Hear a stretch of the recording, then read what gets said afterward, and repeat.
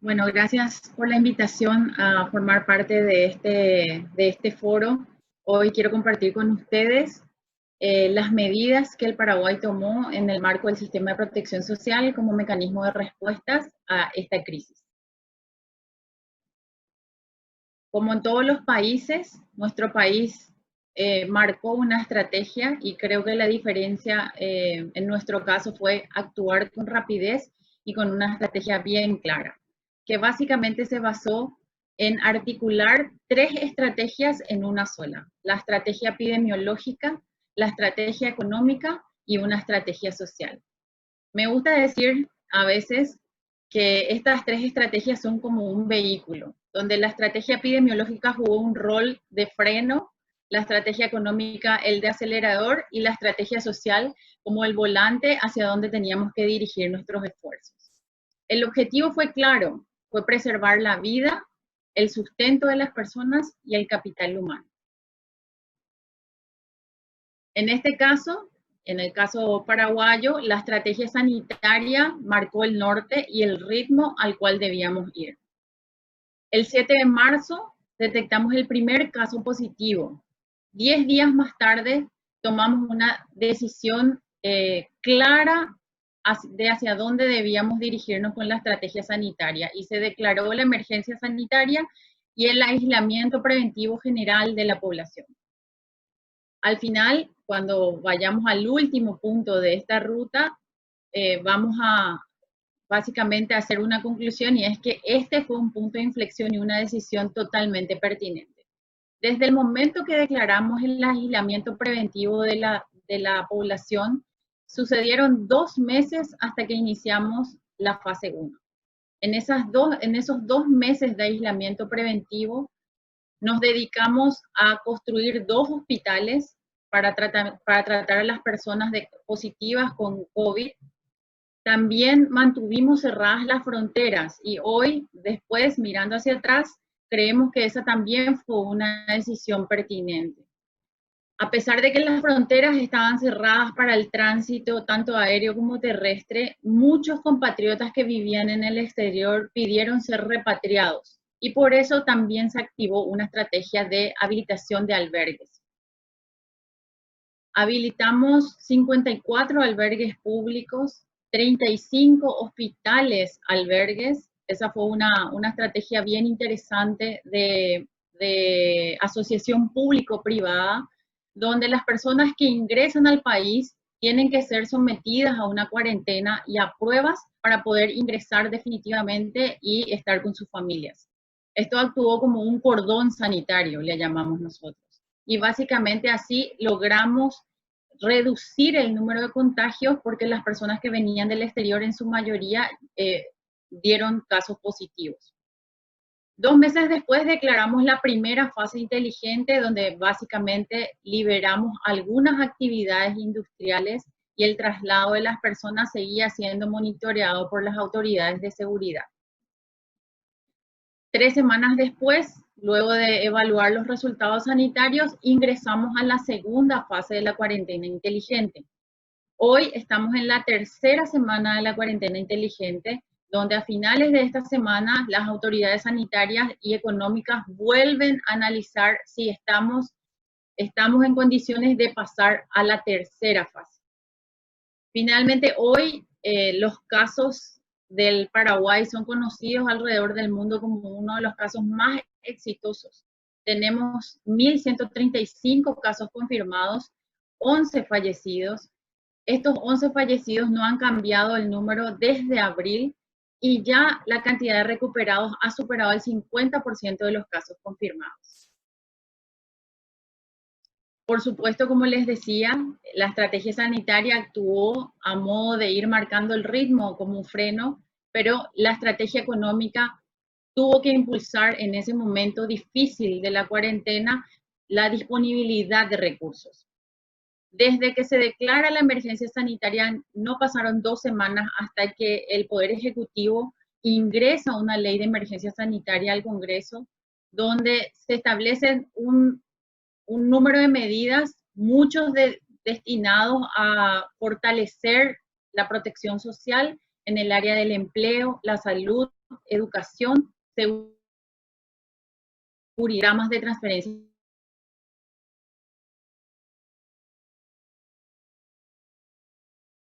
monetaria, financieras, tributarias e incluso fiscales. Para nuestro país, esta ley tuvo un récord de disponibilidad de recursos y marcó un hito en cuanto a que el Congreso dio un margen de endeudamiento nunca antes visto para nuestro país. Esto también hizo posible que tengamos los recursos para poner en marcha muchos programas de protección social que antes no existían. Actualmente ya de esos 1.600 millones disponibilizados en la ley de emergencia sanitaria, 925 millones ya están siendo utilizados por a través de líneas de crédito. Como les decía, la política económica activó rápidamente la obtención de recursos y la política social apuntó básicamente a fortalecer el sistema de protección social a través de 4 grandes ejes. El de seguridad alimentaria para las familias más vulnerables. Nos preocupamos por asegurar el ingreso a trabajadores tanto formales como informales.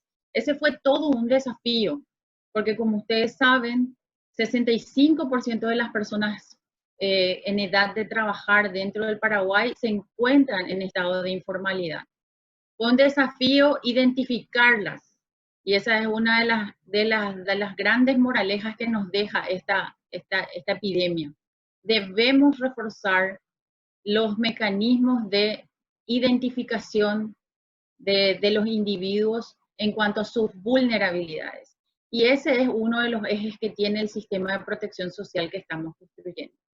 El otro eje fue el de sostenimiento del empleo y el cuarto, no el más sencillo, pero también el más importante, el de reforzar los programas de seguridad social.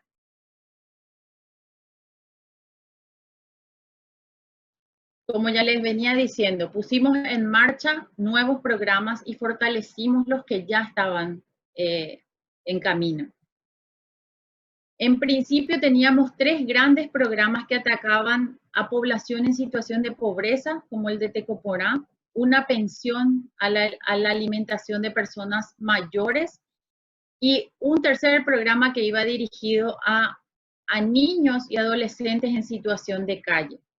Solamente para darles una referencia, con estos 3 programas alcanzábamos casi a 400.000 personas beneficiarias y pudimos inyectar en el sistema 5 millones de dólares desembolsados durante estos meses. Sin embargo, por la necesidad y por la envergadura de esta crisis, nos dimos cuenta que estos canales no iban a ser suficientes y tuvimos que activar nuevos programas. Estos nuevos programas también son un hito histórico por el volumen que nos tocó movilizar de recursos en la economía para llegar a las personas.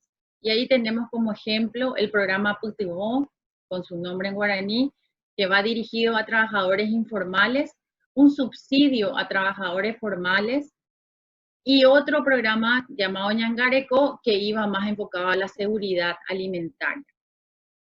Este es un punto fundamental porque básicamente nos tocó activar estas líneas a través de transferencias monetarias y ahí también hicimos un gran esfuerzo con el sector privado, quien nos ayudó a disponibilizar estos recursos de la manera más efectiva, teniendo la trazabilidad de los recursos y minimizando al máximo el traslado.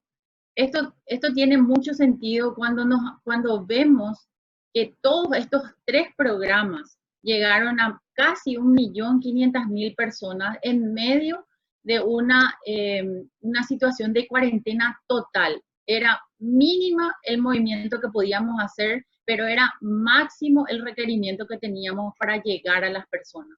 Es así que logramos inyectar más de 194 millones en términos de recursos para estas personas.